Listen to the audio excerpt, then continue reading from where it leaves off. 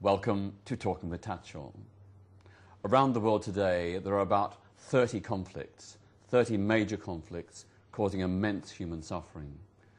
Many of the victims, often hidden victims, are children.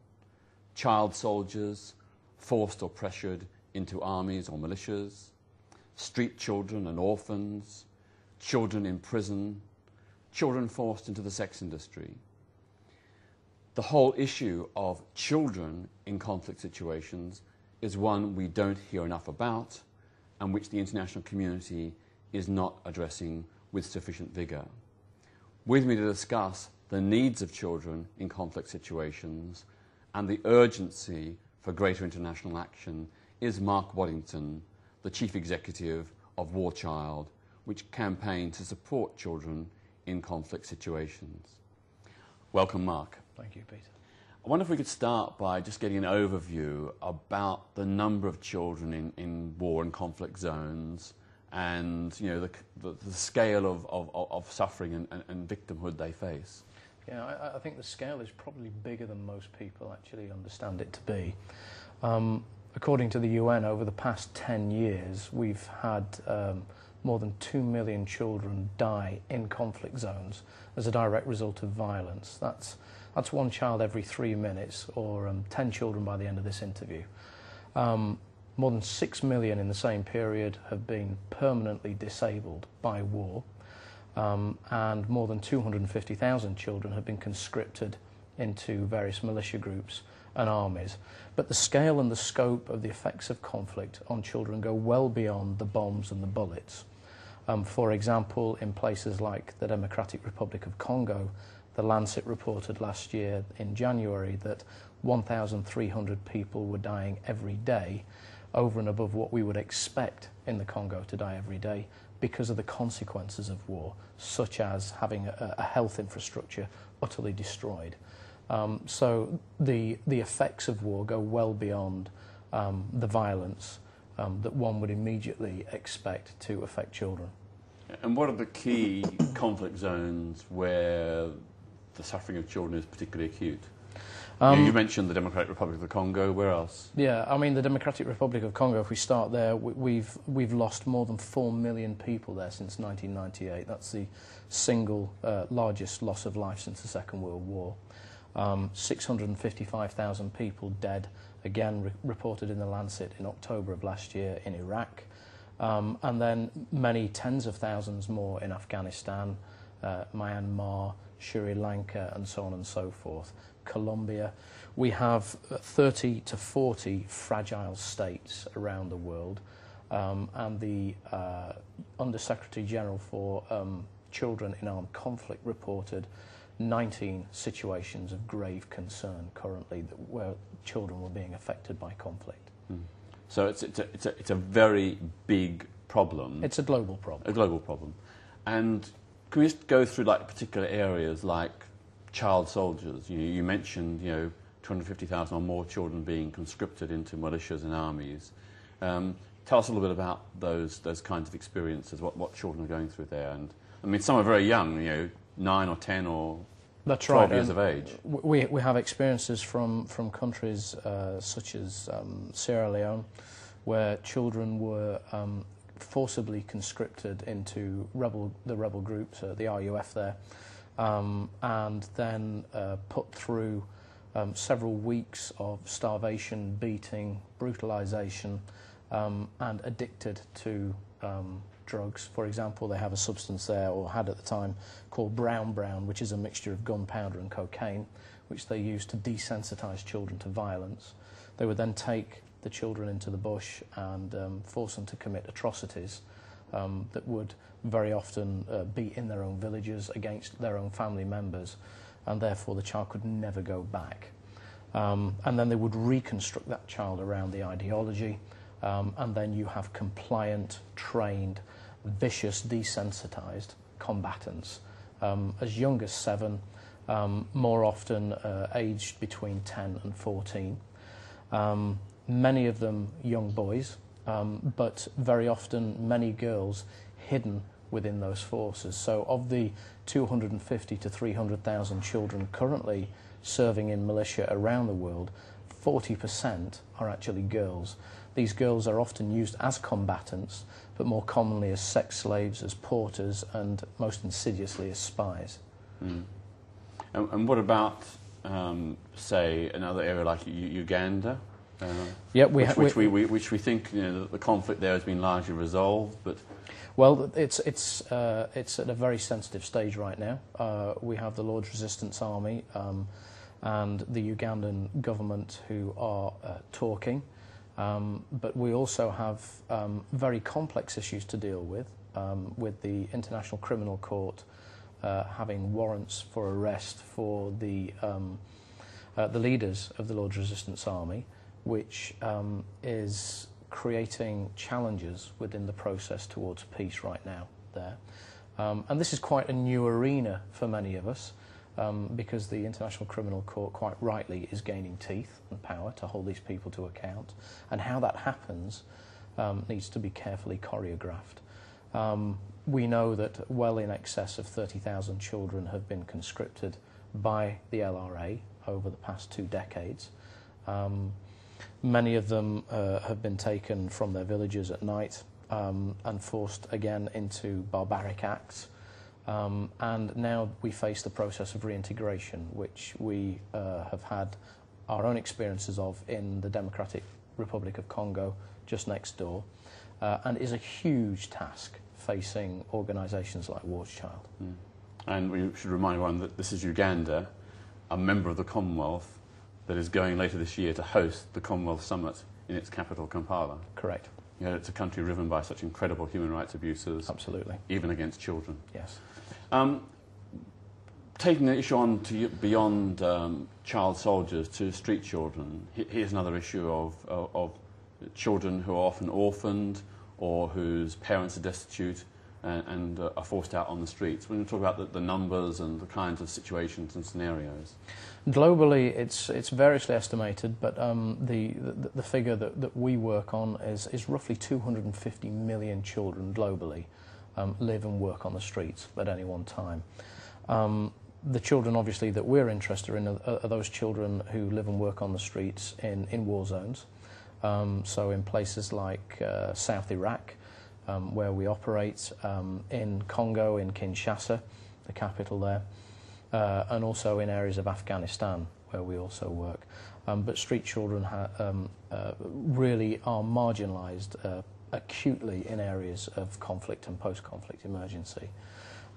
Very often, as their social fabric around them unravels because of conflict. For example, in the Democratic Republic of Congo, we have more than 1 million AIDS orphans, and AIDS is perceived locally to be transmitted through witchcraft. So a child whose parents have died of AIDS is often accused of witchcraft and then pushed out of the family.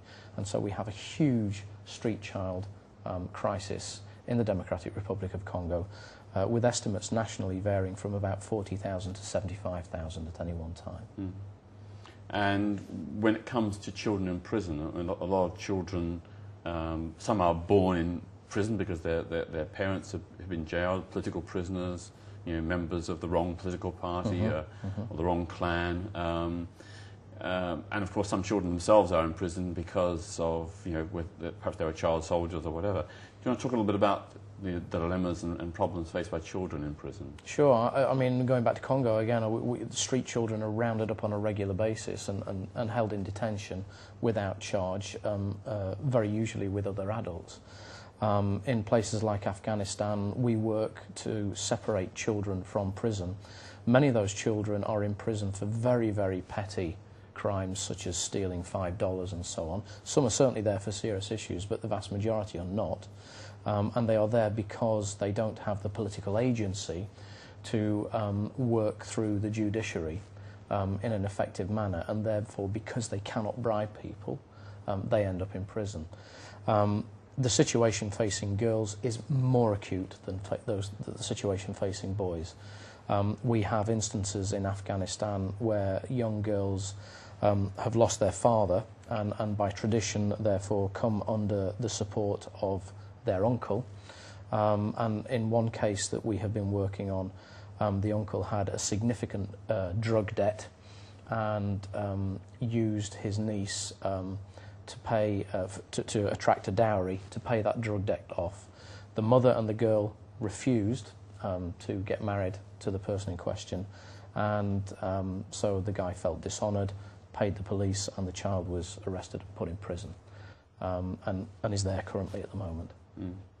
And I suppose also there's quite an issue of sexual exploitation and abuse of children in prison situations, and as you said, in militia and army situations as well.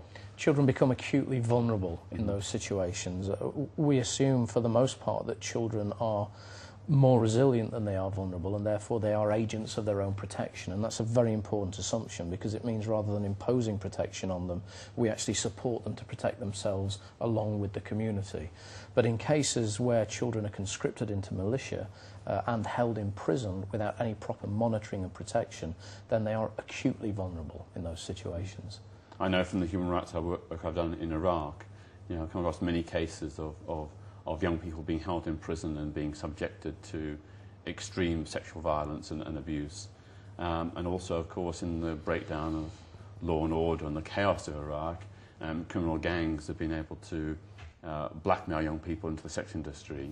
And we're talking about, the contacts I know of, we're talking about hundreds of young girls and young boys who've been forced into the situation, and apart from the horrific circumstances of that abuse, putting them also at great risk of serious sexually transmitted diseases like gonorrhea, syphilis, and HIV and AIDS. That's right. And what is most insidious about this emerging sex economy is that it's becoming more and more organised. And to a certain extent, it is rooted in the breakdown of the support and protection networks around those children, and the fact that viable livelihoods are no longer possible in many areas of Iraq. And therefore, people look to survival sex in order to ensure that they can eat and clothe themselves. And with the massive loss, particularly of men due to violence in Iraq, children become more and more vulnerable under the family system, particularly in women-headed households, and become more vulnerable because they are forced into hazardous occupations. We have, from some of the research that we have done recently in Iraq, a case where a young boy, 9 years old, was coerced by his family to climb a pylon in order to detach one of the cables from the pylon so that they could sell it as scrap metal. And as the child was attempting to do this, he was electrocuted. The police came to the site and tried to identify the family, but everybody stood back from this. They wouldn't claim responsibility because they didn't want to get into trouble. And so that child's body actually hung there for two days without being reclaimed. And this is the type of vulnerability that these children have to such hazardous occupations. Mm. Can you give us a sense about what the international community is or isn't doing? Because quite clearly this is a really major humanitarian problem, and young people, for the most part, are unorganised. They're often too young or too ill-educated to articulate their suffering and their needs. So what is being done by the major agencies like the United Nations and so on?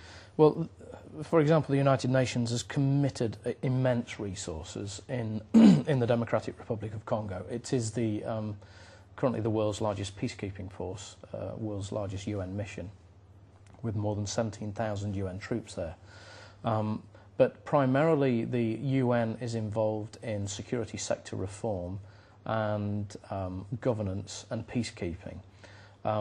Humanitarian funding is wholly inadequate in the Democratic Republic of Congo, and the argument has been put forward that whilst the peace is being kept, which is arguable currently given what is happening in the east of the country, and the government is being stabilised, there will be no people left. We are losing 1,300 people per day as the consequences of the conflict there. Humanitarian funding is simply inadequate. If we go to Iraq, we see the same situation. Most of the funding is being directed at infrastructural development and not humanitarian needs. We have 4.2 million people in Iraq now displaced from their homes. More than 2 million displaced internally, and more than 2 million now pushed out of Iraq as refugees. These people are struggling to survive on a day-to-day basis. And roughly about half of them are children. And roughly about half of them are children. More than 46% of the Iraqi population is under 15.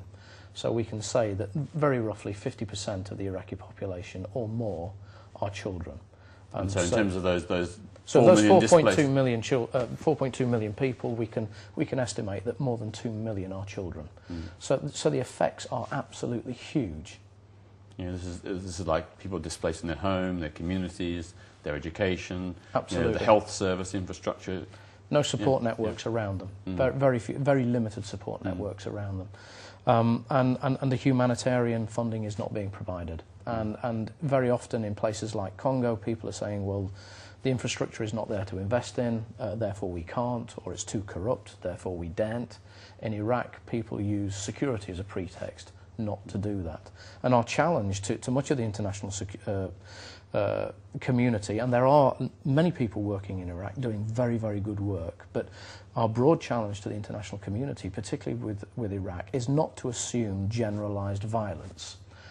It's to actually take a more radical approach to security management and say, look, these are a series of very, very important and serious security incidents that can be isolated and analysed, and on that basis we can formulate and navigate a way through the security landscape in Iraq.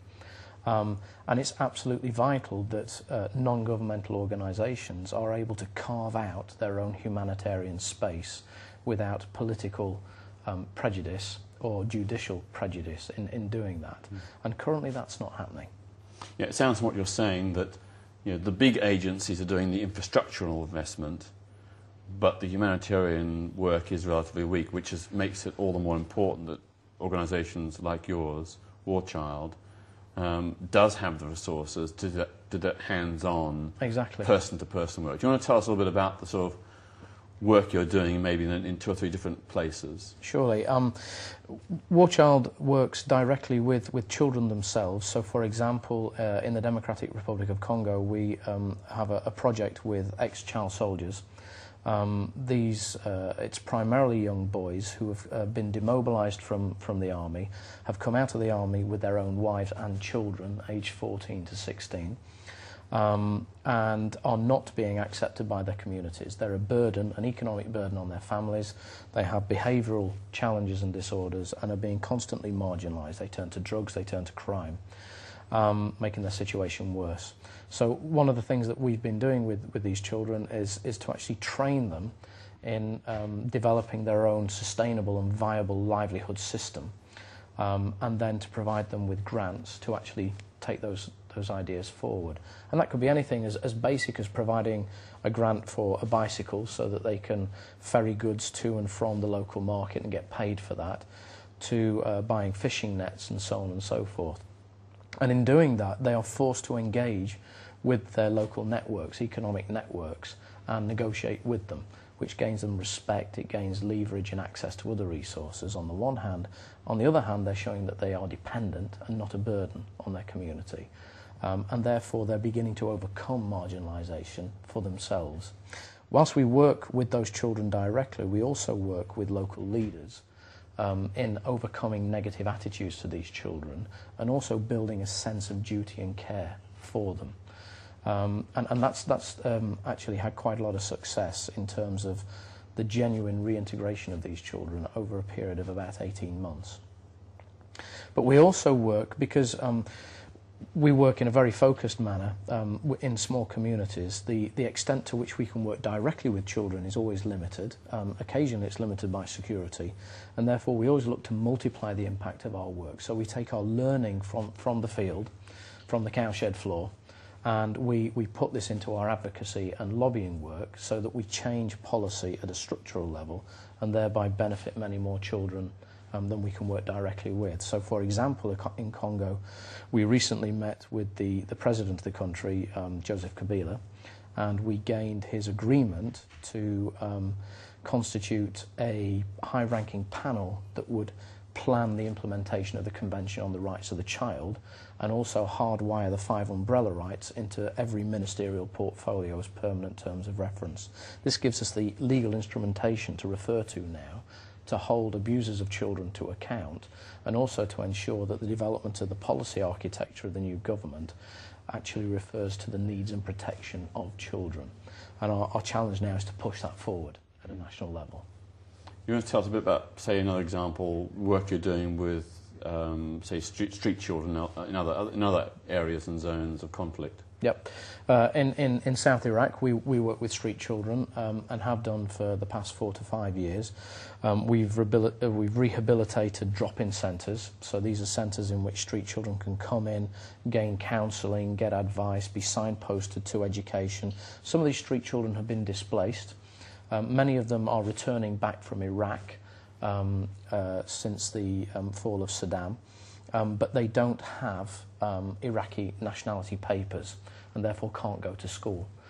So one of the things that we have been able to do is actually get them registered and get them an ID card, and so they can go to school now. We've also been working with child psychologists and social workers at these rehabilitation centres and training them in how to engage children. Many of these children operate in areas of some of the southern cities that are very difficult to access, and also behave in a way that many of the social workers find quite intimidating. And so we've provided them with training on how to engage these children and draw them towards the services that are provided at the centres.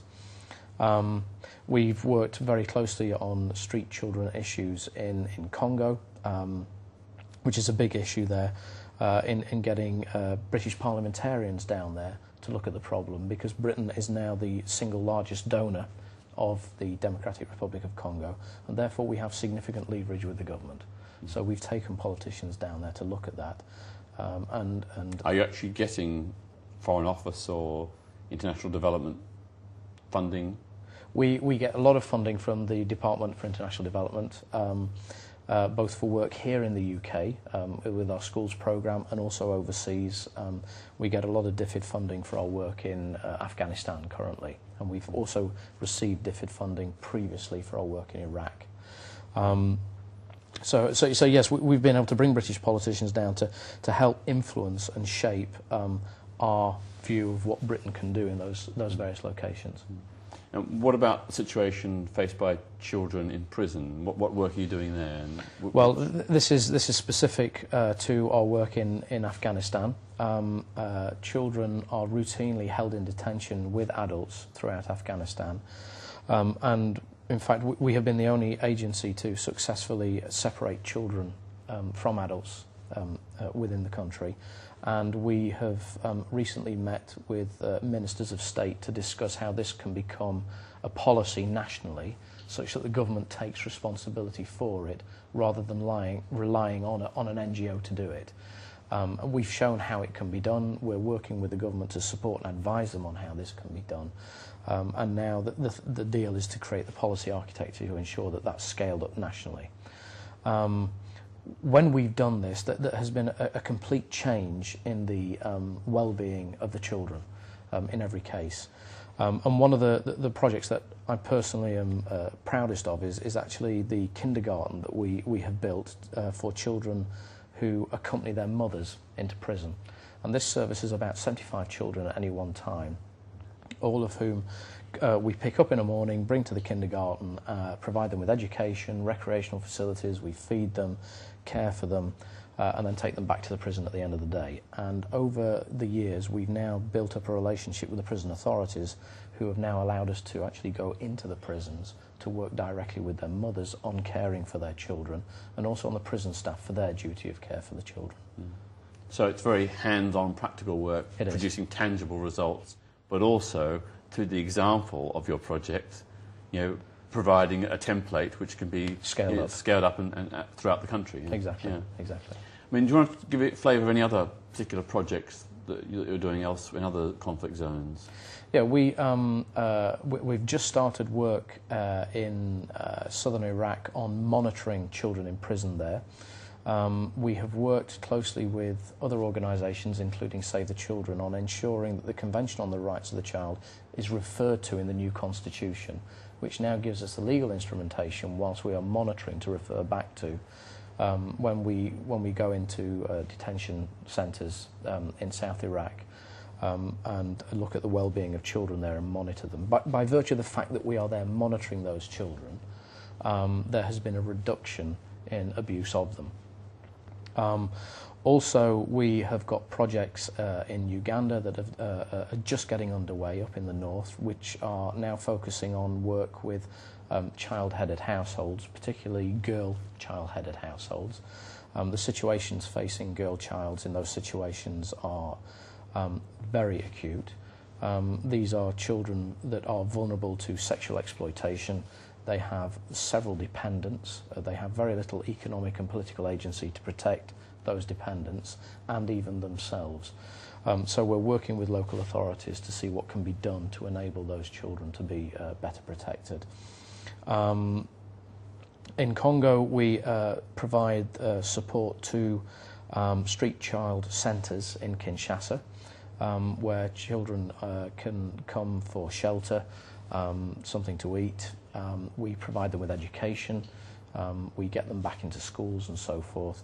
And we've used this to create a network of these centres such that we can lobby the governor of the capital to prevent roundups. Roundups happen on a regular basis. It's a populist policy.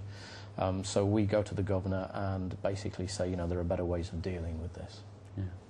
Well, thank you very much, Mark. It's been very illuminating, if somewhat horrifying, but also very positive to hear the real tangible improvements that War Child is making. And I'd like to ask all of you viewing this programme to consider supporting the work of War Child and lobby your MP to make sure the British government does continue and scale up its support for agencies like War Child, which are helping children who are suffering in conflict zones around the world. Well, thank you for joining me, and I ask you to join me again next week for another edition of Talking with Tatchell.